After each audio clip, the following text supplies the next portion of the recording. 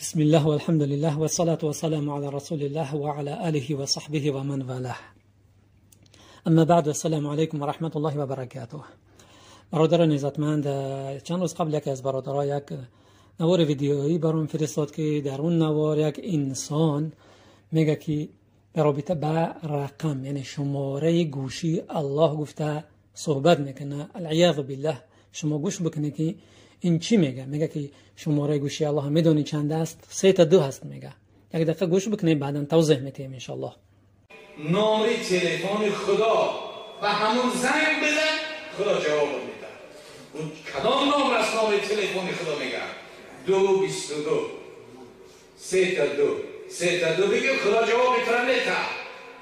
خداوند مثل بندش نیست که بگه بگو نیست، کار هست، کسل است، در خونه نیست، این خیلی نیست. 2:22 چی است؟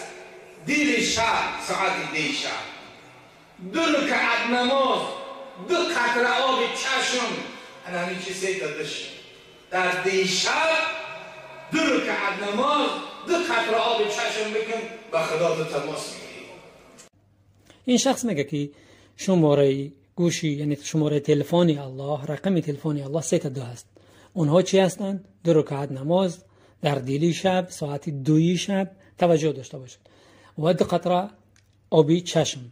شاید منظور این انسان نماز صلات اللیل است، نماز شب هست. اگر منظورش نماز شب باشد، این عبادت است. صلات عبادت است، عبادت توقیفی هست، از جانب الله و رسول تعیین میشد.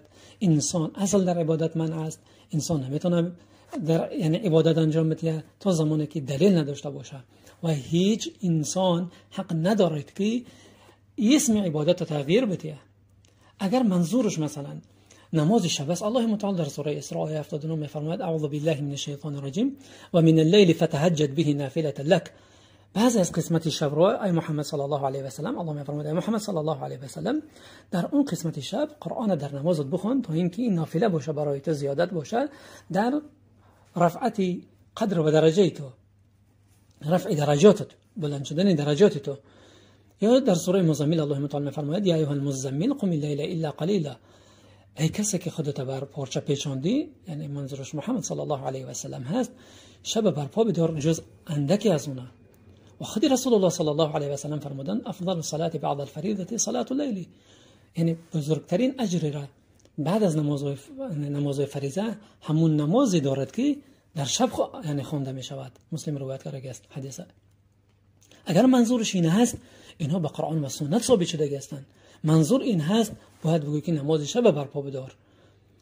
این چی هست که شماره گوشی الله؟ آیا الله متعال رقم گوشی داره؟ 3 تا 2. اونم 2 رکعت نماز. 2 رکعت نماز هست. نماز به قرآن ثابت شده. ای قرآن صحبت بکن، با سنت ثابت شده است. باید از سنت صحبت بکنی. باز هم اینا شاید بیان توجیه بکنن که ما ایرا برای این مثال زدیم که در ذهن عوام باقی بمونه. اگر هم در ذهن این باز این توجیه بخوای بکنه، باز هم غلط و خطا میکنه. برای چی؟ چون که اوقات اجابت دعا منحصر فقط بر یک وقت نیستن. زیاد وقت‌هایی هستن که الله متعال در اون وقت‌ها دعای بنده های مؤمن قبول میکنه. به عنوان مثال، یکی از وقت‌هایی که الله متعال دعای مؤمن قبول میکنه، دعا کردن بین اذان و اقامت است. رسول الله صلی الله علیه و سلم فرمودند الدعاء لا يرد بین الاذان والاقامه. دعا در بین اذان و اقامت رد نمیشه. یعنی بعد بین اینکه مؤذن اذان میکنه تا اقامت شما دعا بکنید، الله متعال قبول میکنه. ترمذی روایت کرده این حدیثه. برای چی از فکر خودتون حرف میزنید؟ تعجب میکنید در این مردم. برای خودشون میگن اصطلاح جدید، یک بدعت میسازن در دین. یا اینکه مثلا وقتی که الله متعال قبول میکنه درست است وسط لیل یا که آخر شب، وسط شب یا آخر شب وقتی اجابت دعا هست، شکلی که در حدیث صحیح بخاری و مسلم روایت کردن از ابو هریره رضی الله عنه که فرمودند رسول الله صلی الله علیه و سلم فرمایند ينزل ربنا تبارك وتعالى كل ليلة إلى السماء الدنيا حين يبقى ثلث الليل الآخر يقول من يدعوني فأستجيب له من يسألني فأعطيه من يستغفرني فأغفر له. ابو هریره رضی الله عنه فرمودند که رسول الله صلی الله علیه و سلم فرمودند الله هر شب از 3 حصه آخر شب ده به آسمان دنیا می آیند، میگند چی کسی هست که دعا بکند من دعای را قبول بکنم، چی کسی هست که در این وقت از من چیزی بخواه اون براش بدم، چی کسی هست که طلب مغفرت میکنه من اون مغفرت بکنم. خب شما میگه که اگر منظور دین باشه که یعنی وسط لیل، بازم برای حق نداره که منحصرش بکنی، محدودش بکنی که وسط لیل فقط ساعت 2 شب است. مردمی عوام ساعت 2 شب میگوی فکر میکنن که ساعت 2 شب پیش از ساعت 2 شب و بعد ساعت 2 شب جایز نیست که نماز بخونیم، یعنی قبول نمیشه نماز ما. همین نماز تهجد، نماز شب وقتش از بعد نماز عشا تا نماز فجر امتداد داره. وقتش از نماز خفتن تا نماز بامداد است. هر وقتی که انسان بخونه دعا بکنه الله متعال قبول میکنه. باز یک خطای دیگه اینجا میکنه که میگه 2 قطره آب چشم. آیا بدون قطره آب چشم الله متعال قبول نمیکنه؟ بدون قطره آب چشم الله متعال دعا را قبول نمیکنه یا فقط همین شب ده قبول میکنه؟ یکی از وقتهای دعا بعدن ما یک چیز دیگر هم اشاره کنیم، نه همه وقت خیلی که گفتیم وسط شب ساعت 2 میشه.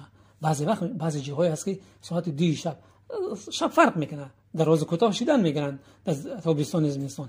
بعضی جاهای هست که ساعت 2 شب نماز بامداد میخونن.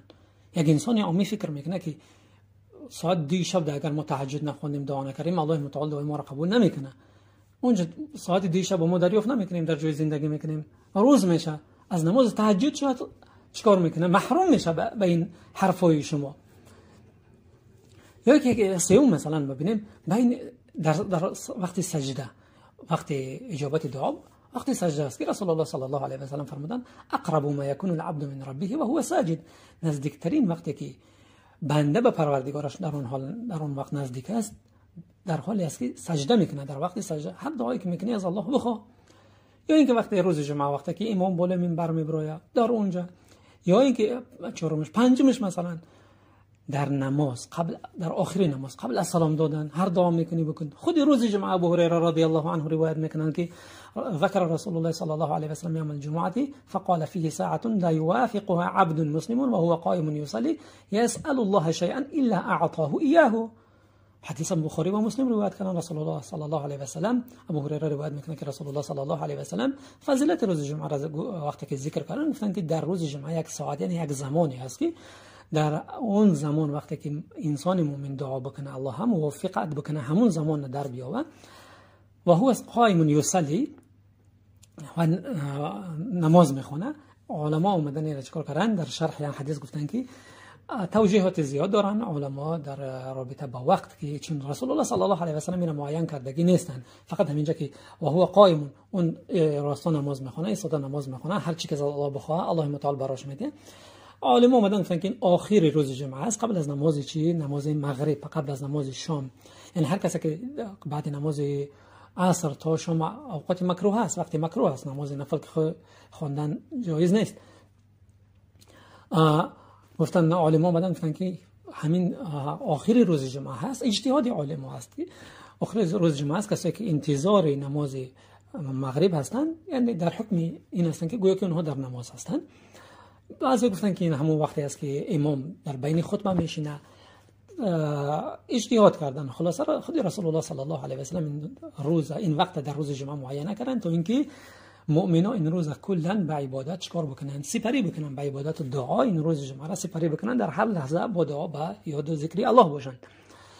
و جای تعجب است که برادران عزتمند همین افراد اینها نمیدونم داعی میگن، خودشون عالم میگن، ملا میگن، چی میگن چی نمیگن، از فکر خودشون هر روز یک چیز در دین ایجاد میکنن، میبرارن میگن مثلا تلفنی الله، رقمی گوشی الله.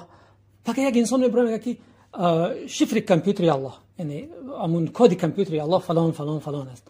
چقدر که این کلام شیعه ها و صوفی ها اساسا شیعه ها میگن رقمی گوشی الله 2 4 4 3 4 هست، 2 رکعت نماز فجر، 4 رکعت نماز ظهر، 4 رکعت نماز عصر، 3 رکعت نماز مغرب، 4 رکعت نماز عشا.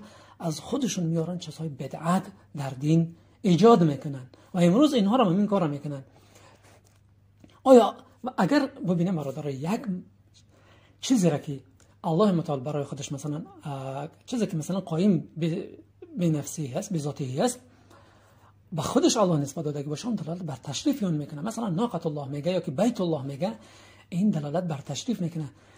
مثلا وقتی که مساجد بیوت الله میگن، خانه های الله میگن، این دلالت میکنن که اینها خانه های هستن، اماکنی هستن که از دیگر خانه ها برتر و بهتر هستن. فضیلت اینها زیاد است. نماز خواندن در اینجا درجه نماز فرض با جماعت زیاد است. تفضل صلاة الجماعة من صلاة الفرد ب 25 درجه، ب 27 درجه. نمازی که با جماعت خوانده میشه از نماز تنها گذارده 27 و 25 درجه زیادتر است.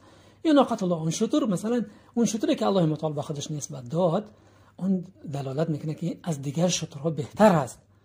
یا صفت الله متعال به خودش نسبت میده، مثلا ید الله میگه، علم الله میگه. اگر به صفت مثلا بکنی اثبات بکنی، اینها این کار میکنن. صفت ید الله بگیم میگن که نه، نمیشه. ید وقتی که ما بگیم تشبیه میشه، خالق به مخلوق تشبیه میشه، اینها رد میکنن. اما این چیزهایی که مثلا قایم به ذاتی هستن منسوب به الله میشن، اون چیزایی که الله به خودش منسوب کرده فقط همونا منسوب میشن، یا که رسولش منسوب کرده فقط همونا منسوب میشن، نه هر چیز. خیلی که گفتیم الله متعال از ذات خودش برای ما خبر میده. الرحمن علی العرش استوى ثم استوى علی العرش. الله فوق عرش هست، بالا بر عرش شد. اینها میگن نه، اگر ما این حرف بگیم معناش این میشه که الله نیاز به عرش داره. اونچه که الله خودش خبر دادگی است، رسولش خبر دادگی است، صحابه ایمان داشتن، امت ایمان داره، اینا رد میکنن. اما خودشون میگن یک چیزی که نه الله نه رسول نه هیچ کس اون منسوب کرده نیست به الله، میگن نسبت به الله میتین، بازم پروایی ندارن، مردم به اون دعوت میکنن. وقتی که شما میگی که اون چیزی که الله متعال برای خودش ثابت کردگی هست، ما اگر ثابت بکنیم از ذات خودش، صفات خودش برای ما خبر دادگی هست، ما اون ثابت بکنیم، دلالت بر این میکنه که الله محتاج است. چه که مثال زدیم فوقیت ذات و فوقیت قدر و قهر الله. وقتی که بگیم که الله متعال فوق عرش است، اینا میگن که نه، اگر ما بگیم دلالت بر این میکنه که الله نیاز بر عرش داشته باشد یا که نیاز بر مکان. آیا نیاز وقتی که میگه که شماره الله، شماره گوشی الله، آیا این کلامی تو دلالت بر این نمیکنه که الله نیاز به گوشی داره؟ آیا در این حالت الله به مخلوق تشبیه نمیکنه شما؟ الله متعال در سوره بقره آیه 189 میفرماید و اذا سألك عبادي عني فإني قریب اجیب دعوة الداعی اذا دعانی. وقتی که محمد صلی الله علیه و سلم بنده های من تو را از من سوال میکنن که من از اونها دورم یا قریب، فإني قریب، من قریب هستم. الله متعال با علمش قریب هست. اجیب دعوة الداعی اذا دعانی، دعای دعا کننده را وقتی که منی الله میخواه قبول میکنم، اجابت میکنم. میگه جای دیگر در سوره قاف میفرماید نحن اقرب الیه من حبل الورید، ما به انسان از شاهرگ گردن خودش ده نزدیکتر هستیم. چی نیاز به تلفن و به گوشی و به رقم و به تماس و به فلان و علانه که شما از خودتون میگه داره الله؟ یک نفر دیگهش میبره میگه که کوتک خدا صدا ندارد، بعد از زدن نمیدونم دوا ندارد، چه سزا میگه. برای الله هیچ نمون شما ثابت نکنی. یک نفر دیگهش میبره الله چی میخره، الله چی میپوشه، الله یا بالله در بین همه عالمای، به همون کسایی که به اسم عالمای تاجیک هستن، در بین همه اونها میگه الله غمی بنده میخره، الله عیب بنده میپوشه. یک انسان یافت نمیشه بگه که جاهل، گمراه، این چیزایی که نسبت به الله میتی، این توهین نسبت به الله هست. اینها نمیدونم برادران عزت من، اینا چی کتابا رو میخونن، نمیدونم اینا چی به کجا، میدونم که اینا به طرف گمراهی دعوت دارن، اما اینا چی عقیده دارن؟ به جز عقیده گمراهی در اینا چیز دیگر دیده نمیشوه. این مردم بیچاره چیکار بکنن؟ امروز یک جوان عامی پی میبره که همین انسان گمراه هست، به طرف گمراهی دعوت میکنه. یک انسان بیای اگر از توحید الله صحبت بکنه، همه اینا با پا چخ میشن، همش با پا راست ضد همون انسان بلند میشن. شما فتنه میکنه، شما وهابیه، شما فلانه، شما علانه. خوب شما که اهل حق هستی دلیلتون کجا هستن؟ چقدر مردم داره گمراه میکنه، در چند ثانیه که حرف میزنه چقدر گمراهی را به بار میاره سخنای این. 2 رکعت نماز در ساعت 2 شب 2 قطره آبی چشم باشه، 2 قطره آبی چشم نباشه مفهوم مخالفه فهمیده میشه و الله قبول نمیکرده. ساعت 2 شب نباشه قبول نمیکرده. اینا چی حرف هستن؟ باور کنید برادر، این انسان اینا کی هستن پیدا شدن امروز در جامعه؟ نه عقیده شیعه نموند اینا با اون دعوت نکنن، عقیده صوفی نموند که به سوی اون دعوت نکنن. ببینه برادر سر تا پا اینا خطا میکنن. بازم اوقات اجابت دعا را منحصر میکنن که فقط همون وقت الله قبول میکرده، ساعت 2 شب بعد قطره آب، اونم گوشی الله، شماره گوشی الله فلان و فلان. حسبنا الله و نعم الوکیل. السلام علیکم و رحمت الله و برکاته.